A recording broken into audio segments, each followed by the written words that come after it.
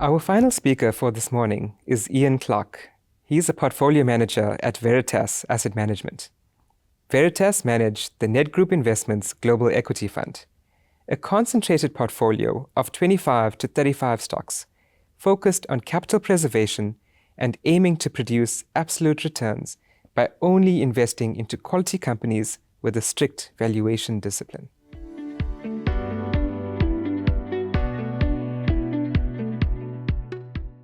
Hi, Ian. Best wishes to you for the year ahead. How are you doing? I'm very good, thank you. You? Yeah, all good, thanks. It's lovely having you join us. Thanks so much for making the time available. It's my pleasure, anytime. Great. Ian, so I've got a few questions for you on the portfolio. Shall we jump into it? Please do, yes. Okay.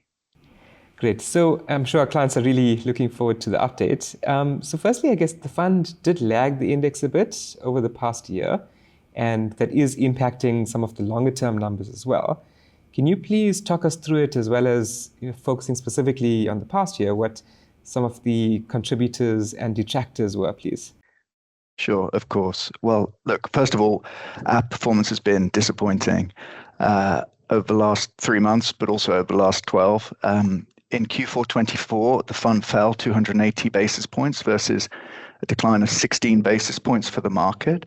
And for the full year, the fund returned 11.18% versus 18.67% for the market. As you know, our process emphasizes value discipline and capital preservation. And while this means we'll often be able to deploy capital quickly into bargains during market corrections, it can also mean we lag in rapidly rising markets, as we have been doing. I think that what's been particularly painful over the last 3 to 5 years is the narrowness and concentration in the market, with a large percentage of returns coming from the Magnificent Seven stocks that you'll have heard of. To be overweight these group of stocks, you either had to buy indiscriminately or have very large positions in your favored names, but at ever high valuations as they've appreciated. This is inconsistent with our approach, one which emphasizes value discipline and capital preservation. It's important to say that while this is unfortunate, we do not think it means our process is flawed, just that it's suffered because of the prevailing circumstances over the last couple of years. When we look at attribution, you can see these dynamics playing out in the 12-month number.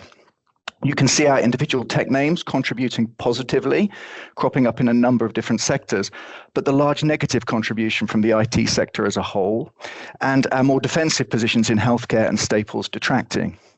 In short, we don't own Apple, Tesla, Nvidia, or Meta, and this has hurt. Going forward, we think it's unlikely that these companies are the headwind to relative performance that they have been, as they can't re-rate to the same degree again, and the multiples that they're on now requires pristine performance. It's also worth noting that capital intensity is rising, which isn't a good thing either. Ian, thanks so much. I think it's really important that Veritas have not drifted from their stated philosophy. I think that's exactly what clients are looking for. And as you alluded to as well, AI has been such an enormous theme recently, and continues to trend, if I can put it that way. Everyone's just really been trying to figure out how to play this thing. And as an investor, you always want to buy low and sell high, but it just seems now that investors are buying high and hoping that it goes even higher, which, as you alluded to as well, really doesn't fit with your capital preservation philosophy. So what's your thoughts on this whole thing, please? I think that's exactly right. Our objective is to buy low and sell high. And so we'd like to be discerning and pick our spots and our opportunities. And so one thing we wanted to talk about is the dynamic between semiconductors and semiconductor capital equipment versus software that we saw over the last 12 to 18 months. And in this chart, you'll see the exceptional performance of semi and semi-cap equipment relative to software, and it illustrating a low valuation for software relative to the high valuation that we're seeing in semiconductors. It also shows that semiconductor end markets are much more cyclical than software. So throughout 2024, we saw that software sentiment and valuations were unusually depressed. And I think this was because of an unusual lull in demand post-COVID, which then morphed into these kind of general concerns that AI might disrupt software businesses, which may be true of some, but certainly not the software companies that we were buying during the year. So we took the opportunity to buy a number of system of record type franchises, Salesforce, Amadeus, Dassault Systems, which are all deeply embedded in critical customer operations and are difficult and expensive for customers to switch. What is more, we think they'll be likely to be able to add AI capability into their databases for fairly low cost, which will create a lot of value. Indeed, we've been told that they can add these AI capabilities in at similar gross margins to their current services as they break apart AI queries and essentially auction off the various tasks to lowest cost providers, which is a sure sign that a lot of the work that AI does will commoditize. And Ian, I guess just changing tack a little bit, what about your thoughts on US trade policy at the moment? And especially, Trump's been making so many headlines, especially with him coming in as US president now, again, for his second term. Yes, very exciting times. So Donald Trump's made no secret of his love affair with tariffs. We hear lots of sound bites, but what's he really trying to do? So over the Christmas period, I read a book called No Trade is Free by Bob Lighthizer, who was one of President Trump's free trade representatives during his first term. And this book goes a long way to explaining the philosophy that we think the Trump administration are going to adopt. It makes the point that China's entry into the World Trade Organization opened a floodgate of cheap state-subsidized imports into the US, which undermined the blue-collar economy, and that the US had very little ability to respond to. The Trump administration wants to move back to a net trade balance with their partners, decouple from China, and start to rebuild the blue-collar economy and industries. And they're going to do this with targeted tariffs. We think they've got a strong point, actually. We think that has happened, but we also think that the cure could be very painful. And there is no doubt in our mind that we're witnessing a paradigm shift in international trade and that volatility lies ahead. It's very interesting. And then, Ian, I guess just, some of the defensive sectors have had such a rough time recently, something which you've alluded to as well, partially because of all the excitement around AI and similar very high growth themes that are currently prevalent. So what's your take on this, please? So there's no doubt in our mind that the market's getting pricey. And when we look at the market multiples today, so if we take the S&P 500, 25 times trailing earnings, 22 times forward, that's associated with very low prospective returns if history's anything to go by.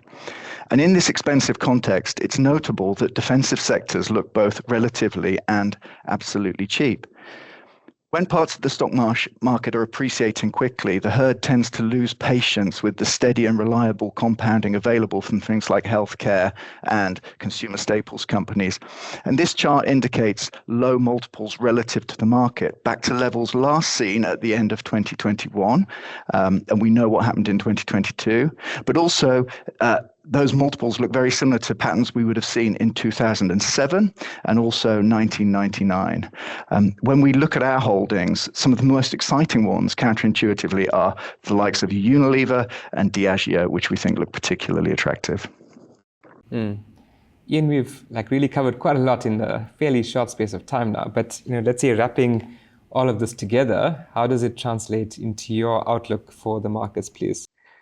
Okay, so as I've already discussed and we've hinted at, we think the market's getting expensive. The US 10-year Treasury now yields more than the earnings yield on the S&P. A 22 times forward multiple is historically predictive of kind of 0 to 1% 10-year annualized forward returns. Our universalist, which is the companies that we study particularly closely, has a mid-single digit IRR, which isn't particularly exciting.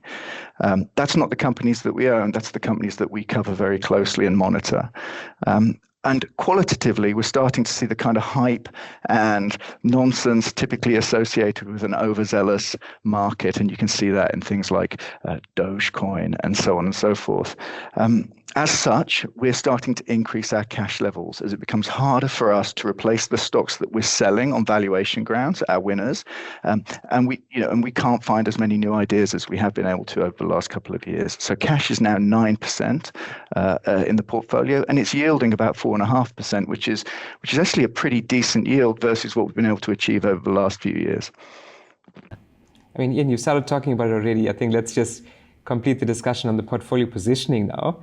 think that'll be very interesting for clients at this point.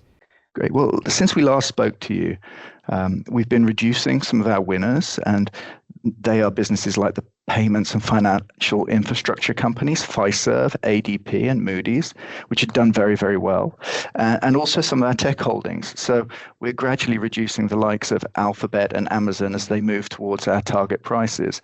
And as I said, we're increasing cash with the funds that those positions free up. When you look at the portfolio we have today, we have about 16% in what I would call tech infrastructure. So that's the likes of Alphabet, Amazon, and Microsoft. Though that's slowly coming down.